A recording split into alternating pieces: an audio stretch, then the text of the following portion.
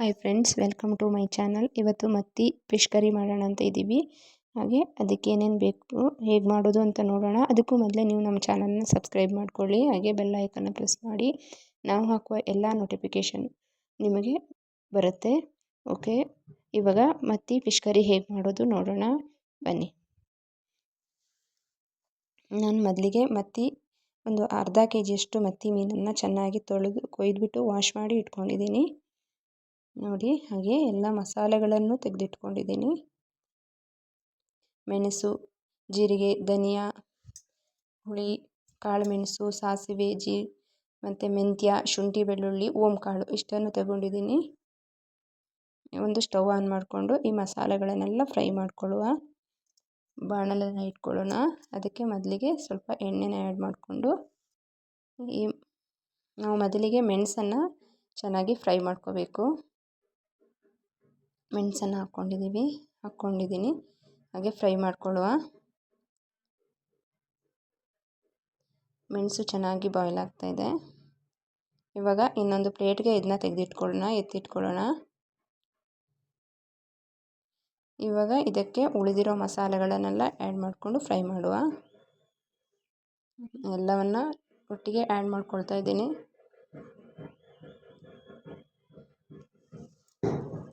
ಒಟ್ಟಿಗೆ ಆ್ಯಡ್ ಮಾಡಿಕೊಂಡು ಎಲ್ಲವನ್ನು ಫ್ರೈ ಮಾಡ್ಕೊಳ್ಳುವ.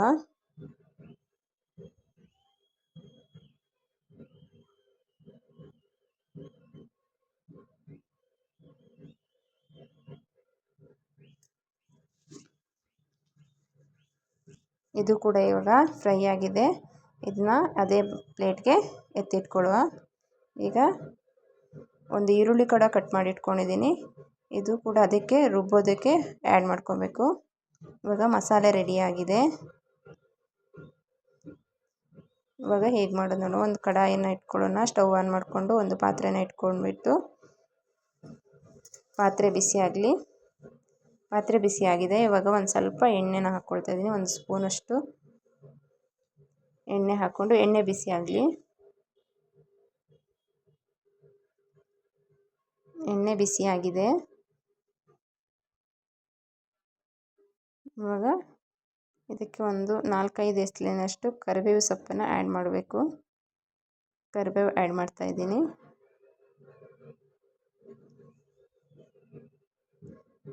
ಈಗ ನಾವು ರುಬ್ಬಿಟ್ಟಿರುವಂಥ ಮಸಾಲೆನ ಇದಕ್ಕೆ ಆ್ಯಡ್ ಮಾಡ್ಕೊಳ್ಳುವ. ಹಾಗೆ ಆ ಮಿಕ್ಸಿ ಜಾರನ್ನು ತೊಳೆದ್ಬಿಟ್ಟು ಆ ನೀರನ್ನು ಕೂಡ ಇದಕ್ಕೆ ಸೇರಿಸ್ಕೋಬೇಕು ನೋಡಿ. ಇದಕ್ಕೆ ಜಾಸ್ತಿ ನೀರು ಹಾಕೋದಕ್ಕಾಗಲ್ಲ, ಯಾಕಂದರೆ ನಾವು ತೆಂಗಿನ ತುರಿಯನ್ನು ಸೇರಿಸಿಲ್ಲ ಅಲ್ವಾ. ಇದು ಫಿಶ್ ಕರಿ ಅಲ್ವಾ, ಹಾಗಾಗಿ ನಾವು ಈ ರೀತಿಯೇ ಜಾಸ್ತಿ ನೀರು ಹಾಕೋದಕ್ಕೆ ಬರಲ್ಲ.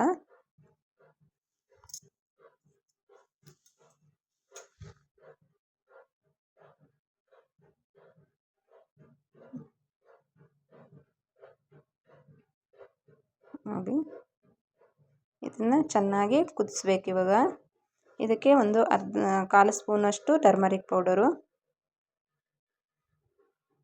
ಹಾಗೆ ಇದನ್ನು ಹಾಕ್ಕೊಬಿಟ್ಟು ಹಾಗೆ ಸಾಲ್ಟು, ನಾನಿಲ್ಲಿ ಪಿಂಕ್ ಸಾಲ್ಟ್ ಹಾಕ್ತಾಯಿದ್ದೀನಿ. ನಿಮ್ಮ ರುಚಿಗೆ ಎಷ್ಟು ಬೇಕೋ ಅಷ್ಟು, ಆಮೇಲೆ ನೋಡಿ ಬೇಕಾದರೆ ಹಾಕ್ಕೊಳ್ಬೋದು.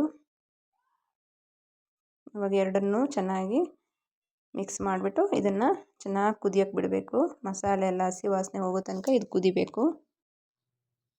ಚೆನ್ನಾಗಿ ಕುದೀಲಿ.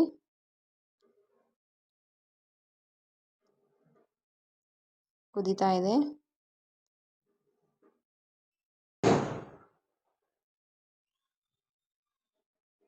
ಇದಕ್ಕೆ ನಾನು ನಮ್ಮ ಕುಂದಾಪುರ ಸೈಡಲ್ಲಿ ಮಾಡುವಂಥ ಗರ್ಜನ ಹುಳಿ ಅಂತ ಬರುತ್ತೆ, ಅದನ್ನು ಆ್ಯಡ್ ಮಾಡಿದ್ದೀನಿ. ಅದು ತುಂಬ ಟೇಸ್ಟಾಗಿರುತ್ತೆ.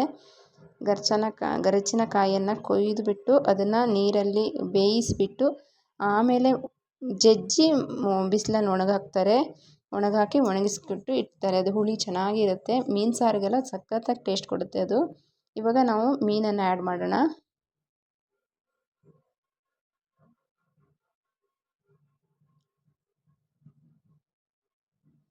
ಎಲ್ಲ ಮೀನುಗಳನ್ನ ಆ್ಯಡ್ ಮಾಡಿಕೊಂಡು ಇದು ಚೆನ್ನಾಗಿ ಮೀನು ಬೇಯಬೇಕು. ಬೇಯೋ ತನಕ ನಾವು ಮಸಾಲೆ ಎಲ್ಲ ಚೆನ್ನಾಗಿ ಇದಕ್ಕೆ ಮೀನಿಗೆ ಸೇರ್ಕೋಬೇಕು. ಚೆನ್ನಾಗಿ ಕುದೀತಾ ಇದೆ. ಇವಾಗ ನೋಡಿ, ಫಿಶ್ ಕರಿ ರೆಡಿಯಾಗಿದೆ. ಹೇಗೆ ಬಂದಿದೆ ನೋಡಿ, ಸಖತ್ತಾಗಿ ಬಂದಿದೆ. ಮಸಾಲೆಯ ಹಸಿ ವಾಸನೆ ಎಲ್ಲ ಹೋಗಿ ಮಸಾಲೆಯ ಒಂದು ಕಲರೇ ಬದಲಾಗಿದೆ. ಆ ಥರ ಒಂದು ಇದಕ್ಕೆ ಜಾಸ್ತಿ ಸ್ಪೂನ್ ಹಾಕಿ ಅಲ್ಲಾಡಿಸ್ಬಾರ್ದು, ಯಾಕಂದರೆ ಮೀನೆಲ್ಲ ಪುಡಿ ಪುಡಿ ಆಗಿಬಿಡುತ್ತೆ.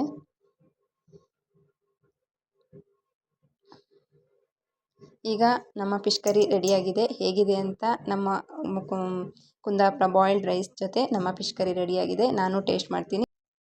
ಈ ಬಾಯ್ಲ್ಡ್ ರೈಸ್ ಜೊತೆ ಫಿಶ್ ಕರಿ ಟೇಸ್ಟಾಗಿರುತ್ತೆ. ನೀವು ಕೂಡ ನಿಮ್ಮ ಮನೇಲಿ ರೆಡಿ ಮಾಡಿಬಿಟ್ಟು ಹೇಗಿದೆ ಅಂತ ಕಮೆಂಟ್ನಲ್ಲಿ ತಿಳಿಸಿ. ಓಕೆ ಫ್ರೆಂಡ್ಸ್, ಬಾಯ್ ಬಾಯ್.